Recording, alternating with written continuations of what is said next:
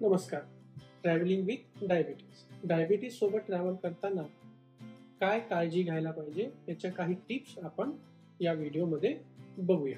कोविडच्या रिस्ट्रिक्शन संपल्यानंतर सगळ्यांनी आपापला जो रुटीन प्रवास आहे तो सुरू केलेला आहे. कोणी हॉलिडेसाठी चाललाय, कोणी तीर्थक्षेत्राला चाललाय, कोणी आपल्या मुलामुलींकडे किंवा नातेवाईकांकडे परदेशात 4-4, 5-5 महिने राहायला चाललाय.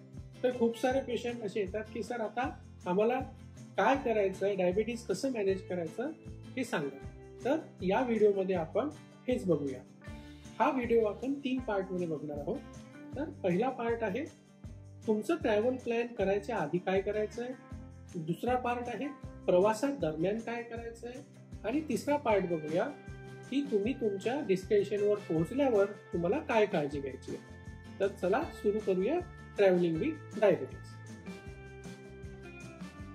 तुमचा ट्रॅव्हल प्लॅन सुरू करताना तुम्ही निघायच्या आधी तुमच्या डॉक्टरांशी भेटा, त्यांना तुमचा सर्व ट्रॅव्हल प्लॅन सांगा आणि तुम्ही या ट्रॅव्हलला फिट आहे की नाही सगळ्यात पहिले हे कन्फर्म करून घ्या. तुम्ही तिथे कोणत्या ऍक्टिव्हिटीज करत आहात हे पण त्यांना सांगा. उदाहरणार्थ जर तुम्ही एखाद्या तीर्थयात्रेला चालले, जसं काही आमचे बांधव हजला जातात, तिथे खूप चालावं लागतं, तर तिथे ऍक्टिव्हिटी जास्त होते. काही जण मुला मुलींकडे राहायला जातात 5-6 महिने, तिथे तेवढी त्यांची ऍक्टिव्हिटी होत नाही.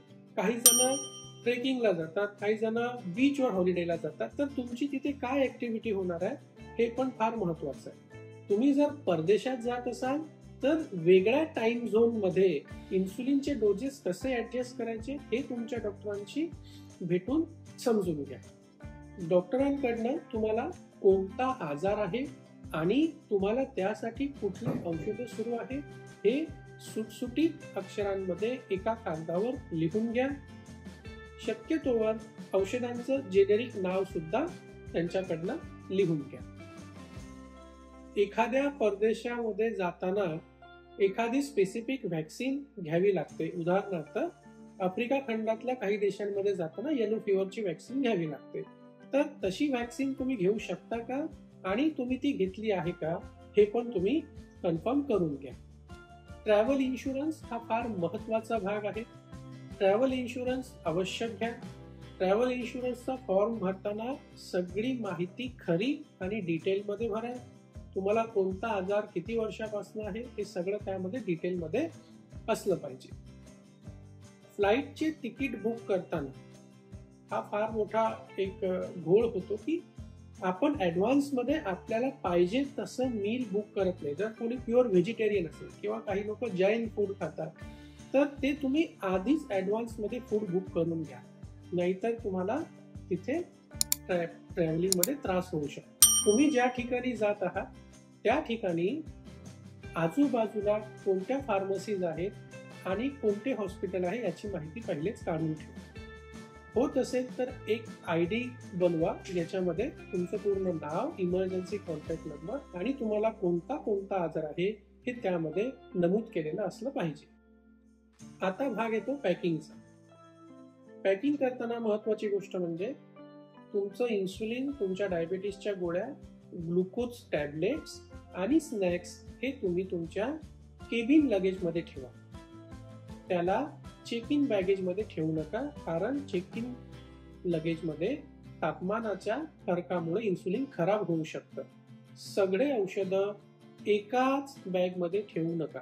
जितक्या दिवसासाठी जाता आहात तितक्या दिवसासाठी लागणारं जे औषध आहे त्यापेक्षा थोडं जास्त औषध कॅरी करा आणि ते वेगवेगळ्या बॅग मध्ये ठेवा.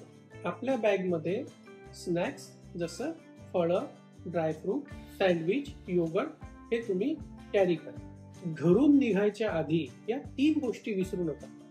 डॉक्टरांचं सर्टिफिकेट आणि प्रिस्क्रिप्शन, ग्लुकोज टॅबलेट्स आणि स्नॅक्स आणि एक्स्ट्रा इन्सुलिन आणि डायबिटीसच्या गोळ्या. आता बघूया दुसरा पार्ट, प्रवासा दरम्यान काय काळजी घ्यायची. जर तुम्ही लांब डिस्टन्सने प्लेनने प्रवास करत असाल तर दर 2 तासाने आपल्या सीटवरून उठा आणि चाला. याने तुमच्या पायामध्ये रक्ताच्या गाठी व्हायची रिस्क कमी होऊन जाते. जर तुम्ही कारने किंवा बसने ट्रॅव्हल करत असाल तर थोड्या थोड्या अंतराने कार किंवा बस थांबवून रस्त्यावर आजूबाजूला एक चक्कर मारा. तुम्ही कार किंवा बसने जर ट्रॅव्हल करत असाल तर आपलं इन्सुलिन त्या कार किंवा बसमध्ये ठेवू नका, कारण उन्हामध्ये उभी राहिल्याने ती कार किंवा बस जास्त गरम होते आणि त्याने तुमचं इन्सुलिन खराब होऊ शकतं. तुम्ही इन्सुलिनला आपल्या जवळ ठेवा, त्यासाठी तुम्ही आईस पॅकचा वापर करू शकता. प्रवासादरम्यान स्वतःला हायड्रेटेड ठेवा, पाणी भरपूर प्या आणि थोड्या थोड्या अंतराने थोडं थोडं चेक करत राहा. तुम्ही लांब डिस्टन्स ट्रॅव्हल करत असाल, दुसऱ्या देशामध्ये जात असाल तर अलार्म लावून ठेवा, कारण टाइम झोन चेंज झाल्यामुळे तुम्हाला गोळी किंवा इन्सुलिनची वेळ काय होते आहे हे कळणार नाही. म्हणून तुम्ही अलार्म लावून तेव्हा औषधं किंवा इन्सुलिन घेऊ शकता. आता बघूया तिसरा पार्ट. तुम्ही तुमच्या डेस्टिनेशनवर पोहोचल्यावर काय करायचं आहे. तुम्ही तुमच्या डेस्टिनेशनवर पोहोचल्या तुमची शुगर थोडी डिस्टर्ब असू शकते. काळजी करू नका, त्याला ऍडजस्ट व्हायला थोडा वेळ लागेल. शुगर फ्रिक्वेंटली मॉनिटर करा. खूप जास्त ओव्हर एक्झर्शन करू नका.